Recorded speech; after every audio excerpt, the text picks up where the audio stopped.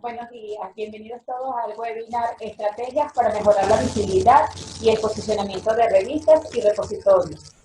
Muchísimas gracias a todos por su puntualidad, asistencia y participación en esta cápsula informativa. Esperamos que sea de gran provecho para todos ustedes. ATS, de la mano con el CIRE, trae para ustedes este conversatorio con la firme convicción de que la movilidad y visibilidad del conocimiento es cada vez más necesaria.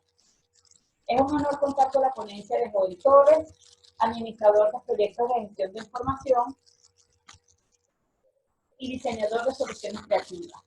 Experto con más de 20 años de experiencia en la visualización, análisis y creación de productos en el mercado de las tecnologías de gestión de conocimiento, así como en implementación de proyectos estratégicos en instituciones académicas, científicas y de investigación en Iberoamérica.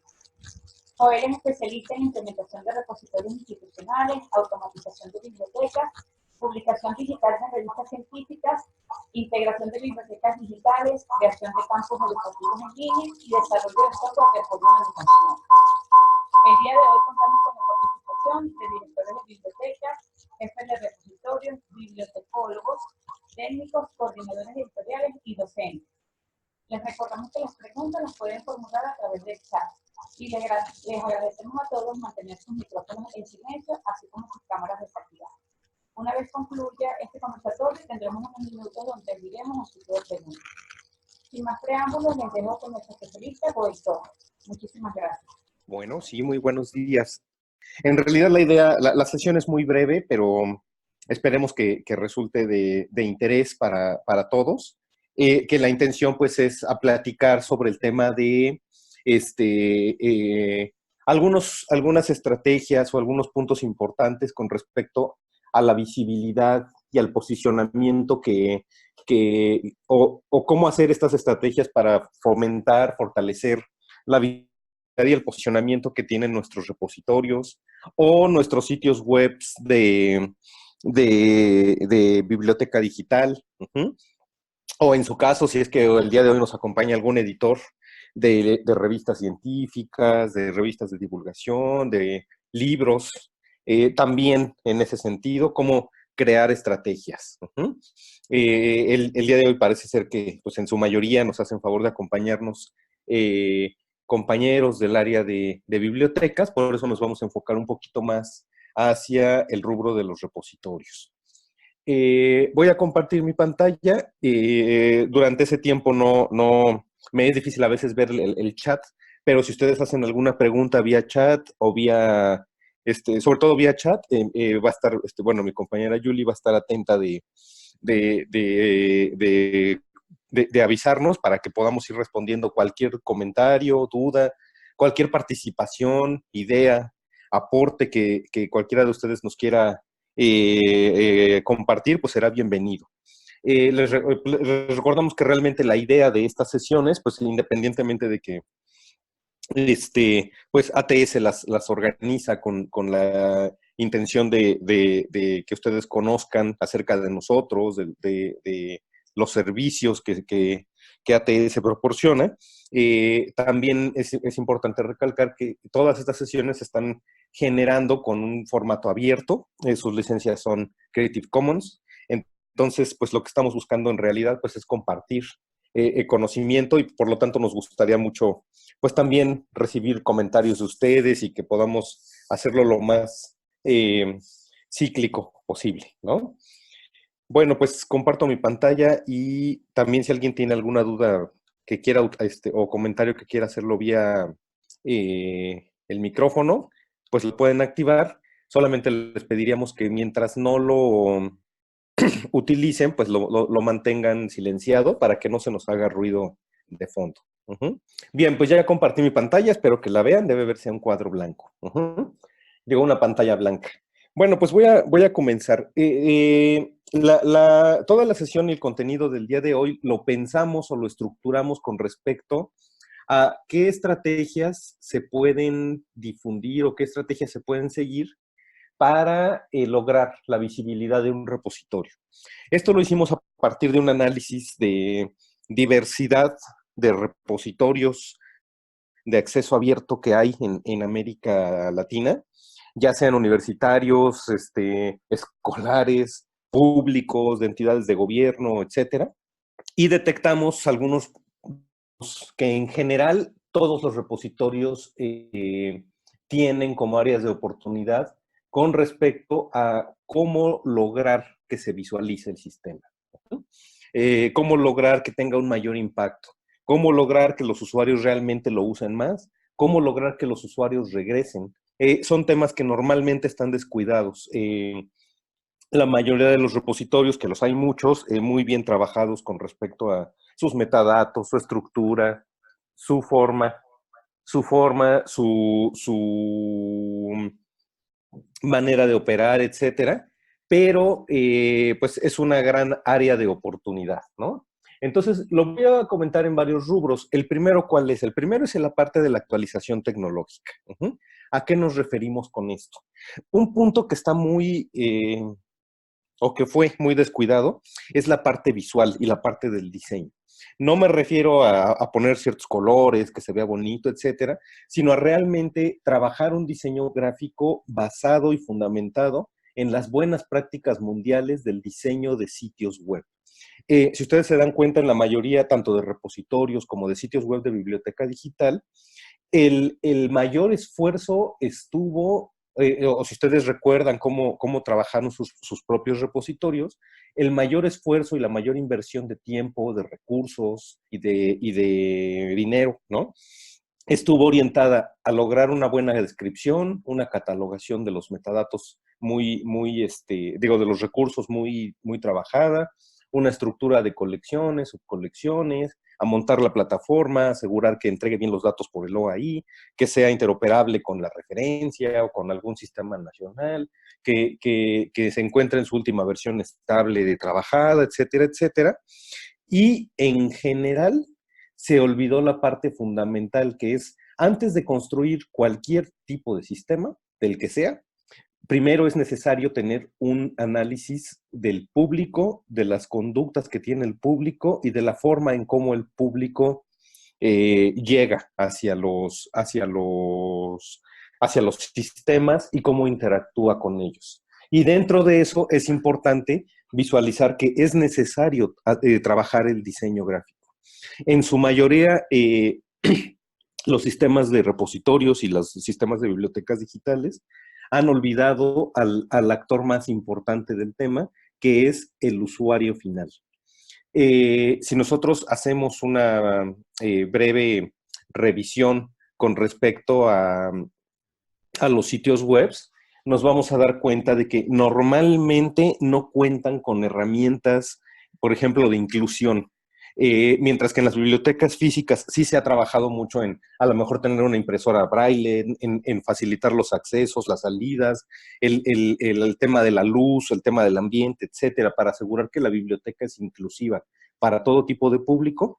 En los sitios web diseñados de biblioteca digital o de repositorio institucional, no se cuenta con una estructura inclusiva.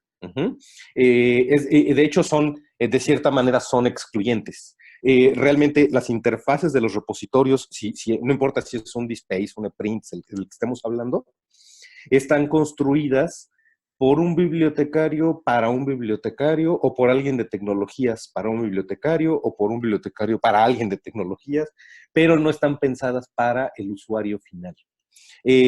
Han sido diseñadas como si solamente tuviéramos un solo tipo de usuario, que es un usuario seguramente que no tiene problemas de vista, que no tiene problemas de cansancio, que no tiene problemas de dislexia, que no tiene problemas de ningún tipo, y que además puede ver el contenido o está trabajando desde una sola pantalla de computadora y no desde un dispositivo móvil, por ejemplo, ¿no? Esa parte es importante trabajarla.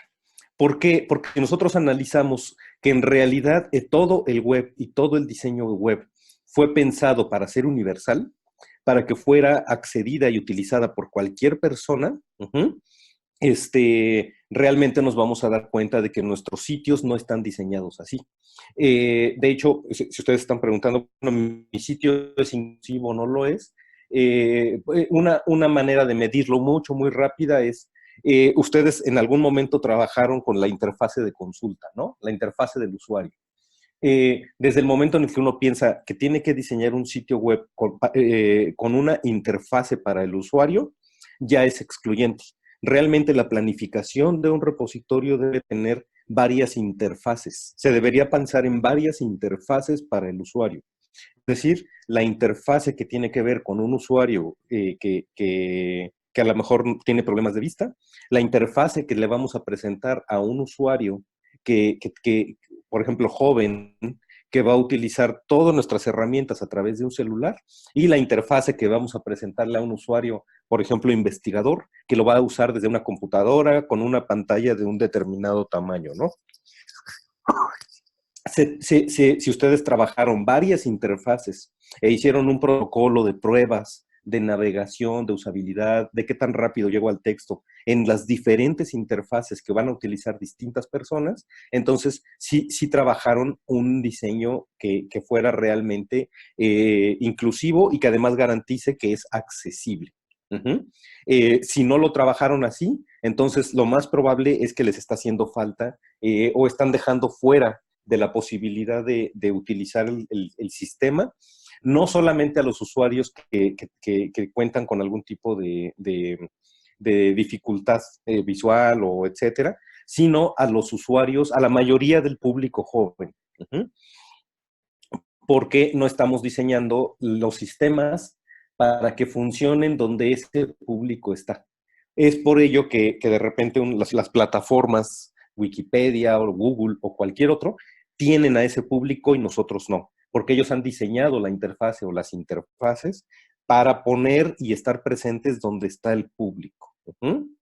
Entonces, es importante tomar en cuenta eso, porque en el ámbito digital, esto lo podemos observar mucho, por ejemplo, en bibliotecas digitales, tenemos que tener consciente de que si lo principal es que necesitamos garantizar el acceso a la información, tenemos que preguntarnos, ok, ¿desde qué tecnologías nos están consultando? ¿Cómo operan los usuarios que llegan y cómo operan esas tecnologías? Ajá. Necesitamos pensar si tanto para el repositorio como para la biblioteca tenemos diseñados programas que nos permitan estar sensibles a las necesidades de nuestro usuario, si tenemos algo por escrito que nos permita conocer sus necesidades de navegación, de uso, si estamos dedicando presupuesto y recursos a este diseño para garantizar que las personas puedan acceder, si contamos con planes de análisis de efectividad de nuestros diseños visuales y de navegación, estructuras, y si tenemos de alguna manera la manera de hacer, perdón, si tenemos de alguna manera las herramientas que nos permitan hacer seguimiento a los usuarios que vinieron.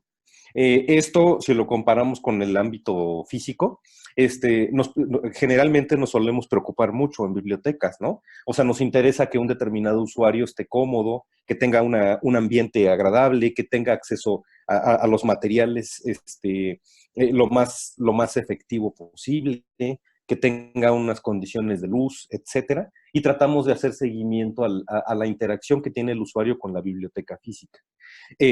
Esto es algo que es raro o es difícil encontrar en el tema virtual, tanto en el portal mismo de la biblioteca como en el repositorio.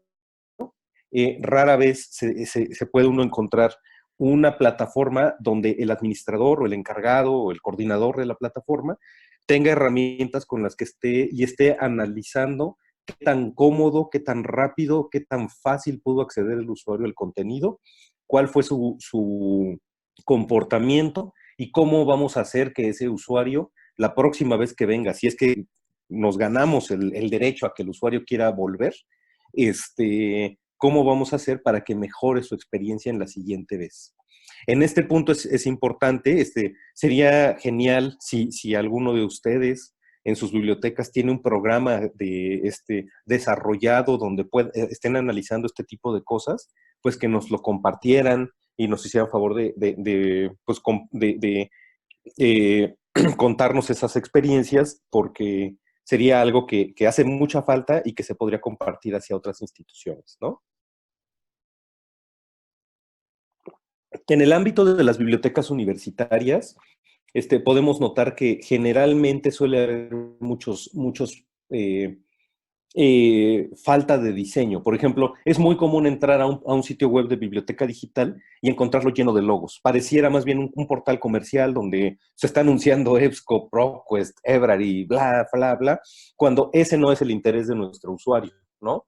Entonces, lo que hemos provocado con eso es que al final el usuario termina comprando una marca, es decir, se termina enamorando de la interfase de acceso a información que le ofrece alguno de los proveedores, un EBSCO, por ejemplo, y a partir de ahí el usuario prefiere ir directo al recurso y ya no viene a la biblioteca. Entonces, tenemos que tomar en cuenta que el diseño es fundamental para garantizar que los usuarios vengan con nosotros a conseguir realmente los recursos.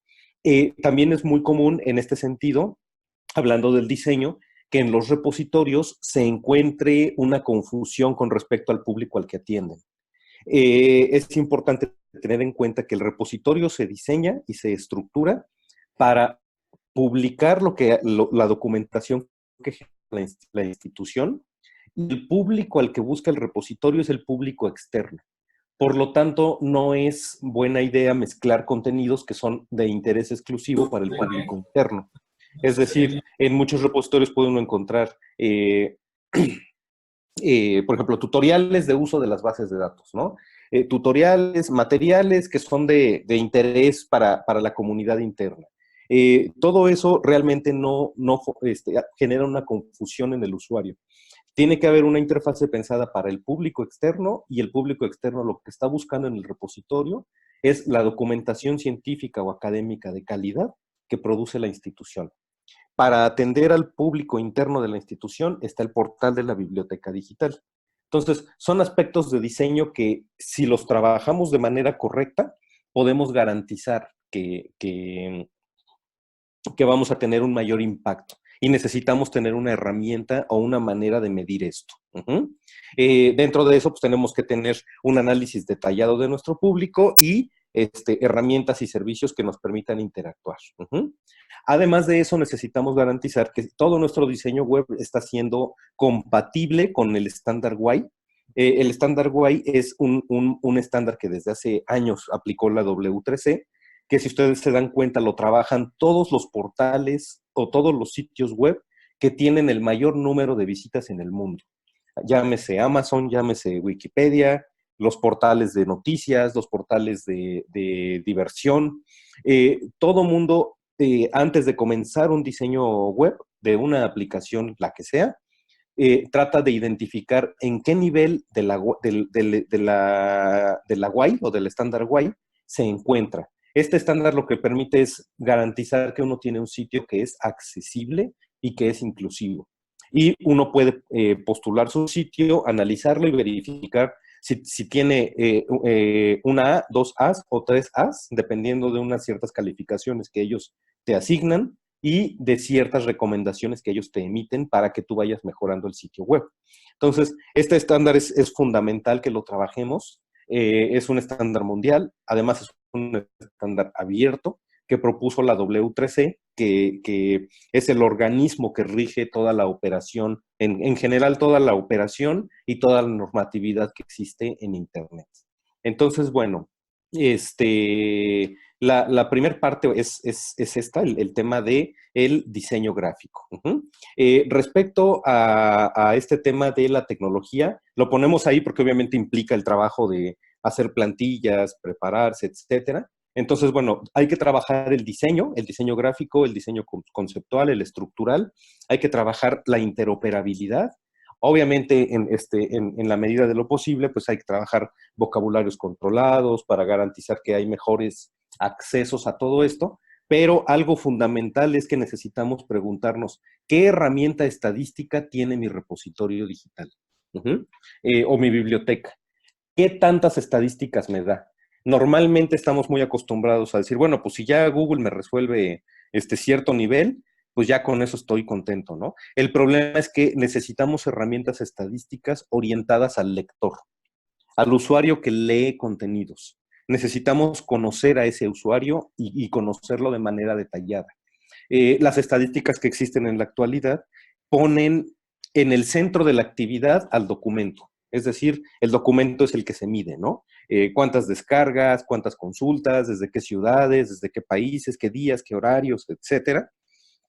Y no está mal medir la actividad de la colección, pero es más importante medir la actividad del usuario al que queremos hacer llegar la colección.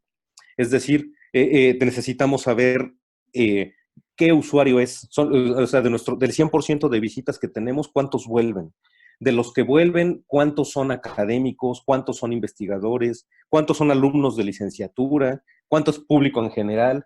¿De qué perfil son? ¿Qué palabras buscan? ¿Qué cosas de las búsquedas que ellos realizan en el repositorio? ¿Qué efectividad tenemos nosotros? ¿Qué porcentaje de efectividad tenemos para devolverle contenido que a él le sea de utilidad, etcétera, ¿no? En esa parte hace mucha falta poner y contar con herramientas estadísticas en las que el centro de todo el análisis sea la persona, no la colección. Esto es importante porque si estamos hablando de que queremos visibilidad y posicionamiento, la visibilidad y el posicionamiento están relacionados con los seres humanos, no con los contenidos. Uh-huh. Entonces es un error medir la colección. Se tiene, o sea, no es un error total, pero no es lo primordial. Deberíamos medir al usuario que consulta. También tenemos que tener en cuenta que en temas científicos y académicos, la información nace y no tiene sentido si no llega a un lector. Entonces, si no estamos midiendo la actividad del lector, estamos equivocados. Dentro de eso, pues bueno, hay que ubicar y hay que conocer diversidad de herramientas que existen en Internet, herramientas libres, herramientas de costo, etcétera. Una herramienta que puede serles de interés para este tema, ¿no?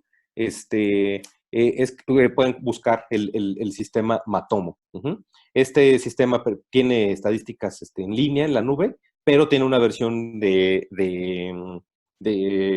compatible con las licencias New que se pueden utilizar. Uh-huh. Entonces, bueno, ahí les dejo esa recomendación, pero si no, se usa el que sea. Entonces, en el ámbito de la actualización tecnológica, tenemos que tener en cuenta que hay que trabajar el diseño estructural, el diseño gráfico, la interoperabilidad, vocabularios controlados, que esa parte está mucho más dominada por un ámbito bibliotecario, ¿no? Y lo que sí es fundamental es contar con estadísticas, pero no partiendo desde el punto de vista que el centro del análisis sea la colección, sino necesitamos estadísticas donde el centro del análisis sea el ser humano, la persona que viene a leer sobre todo. Uh-huh. Obviamente tenemos claro que un repositorio tiene varios tipos de usuarios, sobre todo dos grandes grupos, los que depositan y los que leen. Los que depositan es la comunidad interna, por eso no tenemos tantas dudas, y más o menos la conocemos, pero los que leen son la comunidad externa, es como un gran signo de interrogación, y tenemos que contar con las estadísticas necesarias que nos permitan ponerle un rostro. Para eso, como decíamos, es fundamental que tengamos un análisis. Esto debimos tenerlo, digamos, antes de iniciar el proyecto de cualquier proyecto de software en realidad. Tenemos que tener un análisis detallado y escrito donde tengamos claramente definido el perfil del público al que vamos o el perfil de los públicos a los que vamos, dependiendo del interés y del objetivo que tenga cada repositorio. Por perfil, pues necesitamos saber dónde están nuestros lectores, en qué países, cómo van a llegar a nosotros, sus edades, sus habilidades, sus necesidades de información, etcétera. Uh-huh. Se tiene que tener un análisis muy claro, esto es muy importante, de sus hábitos de consumo. Uh-huh. Es decir, cómo es que nuestro usuario al que queremos llegar consume información. Necesitan o van a necesitar información diario, en las tardes, en las noches, los domingos, cada mes. Lo hacen desde, por ejemplo, todos tenemos que tener, por ejemplo, claro que nuestro usuario promedio, si es menor de 30 años, En general va a utilizar nuestros sistemas el 90% de las veces desde celulares. Y lo va a hacer en espacios públicos en los momentos que tiene tiempo. Mientras que el usuario de tipo, por ejemplo, investigador, que ya tiene cierta trayectoria, va a buscar un espacio agradable en su casa, con una computadora cómoda, tal vez siga prefiriendo el tema de imprimir algunos contenidos, etcétera, etcétera, ¿no? Entonces, bueno, eh, pues bueno, es parte de eso, ¿no?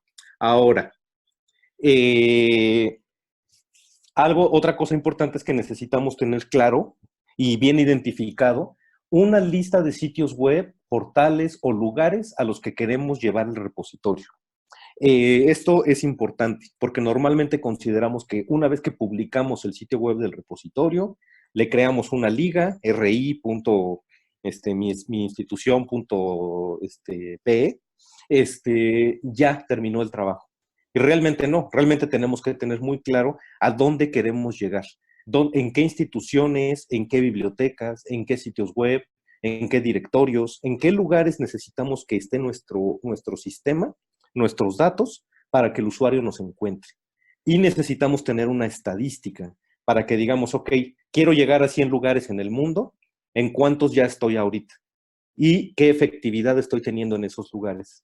¿Qué tanto me ven a mí y no al vecino? Por decirlo de esta manera, ¿no?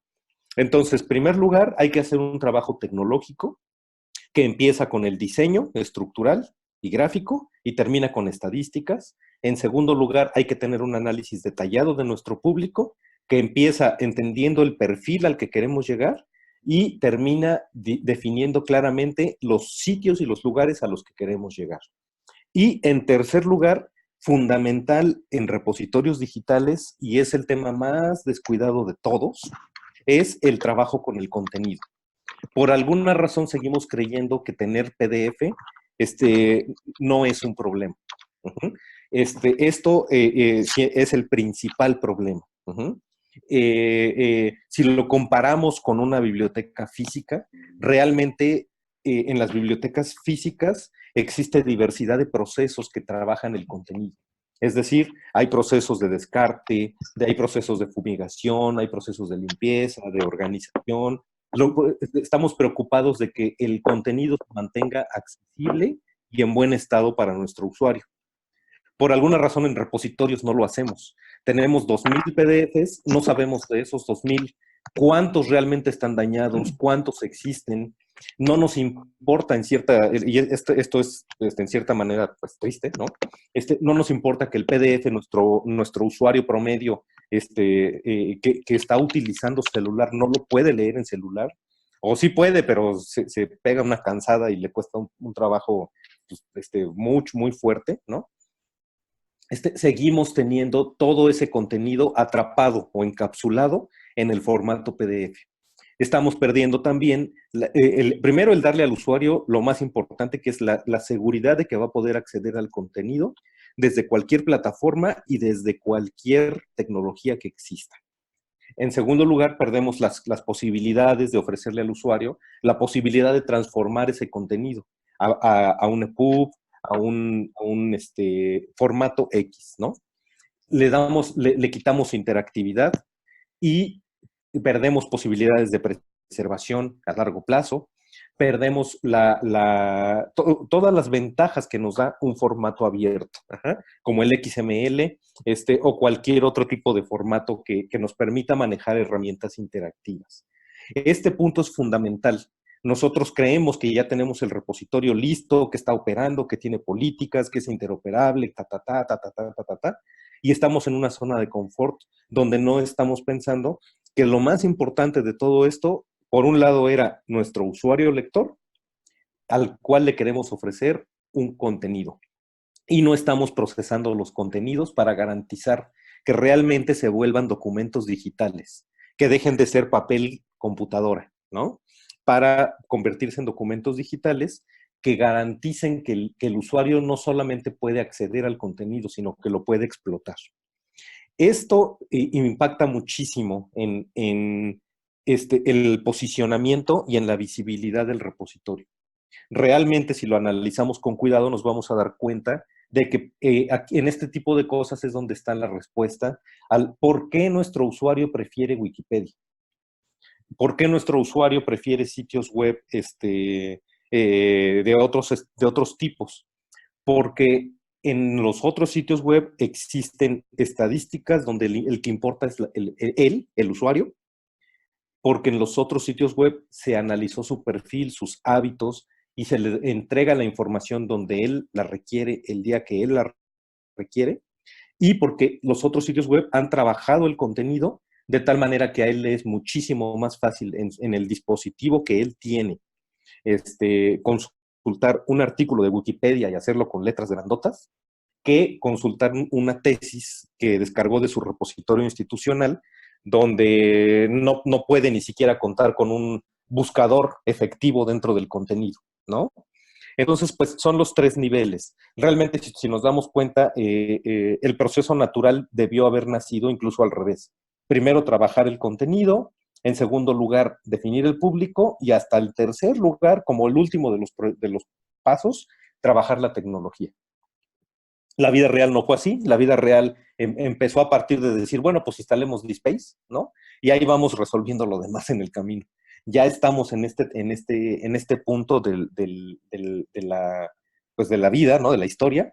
Estamos conscientes de que el movimiento de la ciencia abierta no solamente es algo irreversible, sino es algo que ya está ganando y que en el sur y en general en el mundo, pero sobre todo en nuestra región, es algo que cada vez va creciendo. Tenemos que estar listos, por ejemplo, para los datos abiertos, los datos de investigación, etcétera, y todavía estamos en un ámbito en el que estamos cómodos, sin haber procesado el contenido, sin tener claridad de nuestro público, sin tener estadísticas de nuestros lectores. Entonces, pues hay mucho que trabajar. Realmente tenemos que darnos cuenta que nos falta mucho para tener realmente repositorios efectivos, donde la efectividad se mida a partir de la satisfacción del usuario lector y donde podamos garantizar la accesibilidad, pero esa accesibilidad debe garantizar el acceso al contenido mismo y la capacidad que tenga el usuario no solo para leer, sino para explotar el contenido. Entonces, bueno, a nivel general eso es lo que quisimos compartir el día de hoy. Son estos tres niveles, que son tres niveles fundamentales, que son la única manera de garantizar el éxito con respecto al posicionamiento y a la visibilidad de un repositorio, de una revista científica, de un libro, de un portal de biblioteca digital, etc. Entonces, pues, hasta este punto yo termino mi participación. Ojalá pues alguien, si alguien tiene algo que aportar o alguna duda, comentario, pues con mucho gusto lo atenderemos o veremos de qué manera nos confundimos más entre todos. Muchas gracias. Hola Joel, buen día, Erika por acá. Bueno, muchísimas gracias a todos por su participación. En este momento damos apertura al ciclo de preguntas y respuestas. Pueden pues activar sus micrófonos o si gustan las pueden realizar a través del chat y gustosamente yo se las haré a nuestro especialista. Sí, que estamos aquí atentos. Yo no veo el chat porque tengo ahorita compartida mi pantalla, pero ustedes pueden escribir en el chat y con mucho gusto nuestra compañera Erika nos ayuda a leer las preguntas o los comentarios. También les recordamos que nos pueden seguir a través de nuestras redes sociales, nos encuentran como ATS y en Twitter como oficial Piso ATS. Creo que no hay ninguna duda, pregunta. También, Joel, si nos puedes dejar por el chat tu correo para las personas que se quieran comunicar directamente. Claro, con gusto. Ahí está en pantalla nuestro correo y el acceso a nuestras redes sociales. Bueno, entonces pues llegó el momento de concluir nuestro webinar sobre las estrategias para mejorar la visibilidad y el posicionamiento de revistas y repositorios. Ha sido una mañana muy fructífera en la cual tuvimos la oportunidad de profundizar sobre, sobre diversos aspectos en este movimiento a través de la experiencia de nuestro especialista en implementación de proyectos estratégicos. Bueno, en lo particular me coloco a su disposición para atenderles de manera personalizada en cualquier requerimiento que tengan y pues ofrecerles nuestra asesoría y apoyo en los retos que sabemos enfrentan día a día en sus labores de investigación y desarrollo. Agradecemos una vez más a todos por su asistencia y participación. Esperamos que tengan un excelente día. Muchísimas gracias a todos.